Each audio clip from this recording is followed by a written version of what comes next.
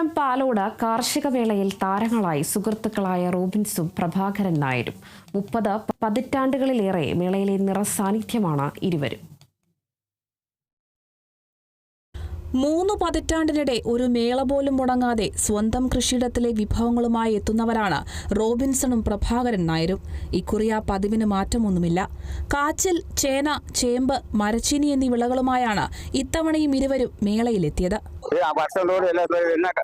എന്നെ കാത്തി എല്ലാം ഒരുപാട് എന്റെ വിത്തുകൾ ശരിക്കും പല സ്ഥലത്തും ആൾക്കാർ വന്ന് എന്റെ വിത്ത് വാങ്ങിച്ചെടുക്കും. ഇപ്പൊ ഇവിടെ ഇല്ലപ്പോ ഒരു കർഷക വന്ന് എനിക്കൊരു പൊന്നാടാന്ന് പോയി. എനിക്ക് ആളിനെ അറിഞ്ഞുകൂടെ എവിടെ ഉള്ളതെന്ന് അറിഞ്ഞൂടാ. ഞാൻ ഉടനെ നമ്മൾ ഉത്പാദിപ്പിച്ച ഒരു മാന്തി ഇട്ട ആളെ കൊടുത്തു. സന്തോഷമായിട്ടങ്ങ് പോയി. ഇതിലിപ്പോ എനിക്ക് 52 സ്ഥലത്തുനിന്ന് എനിക്ക് ടോയും പൊന്നാടെന്ന് 30 വർഷം മുൻപാണ് മൈലമ്മൂട് സ്വദേശി പ്രഭാകരൻ നായരും കള്ളിപ്പറ സ്വദേശി റോബിൻസണും മേളയിലെത്തുന്നത്. പിന്നീട് കൂടിക്കാഴ്ച വേർപിരിയാനാവാത്ത സൗഹൃദത്തിലേക്കും മാറി.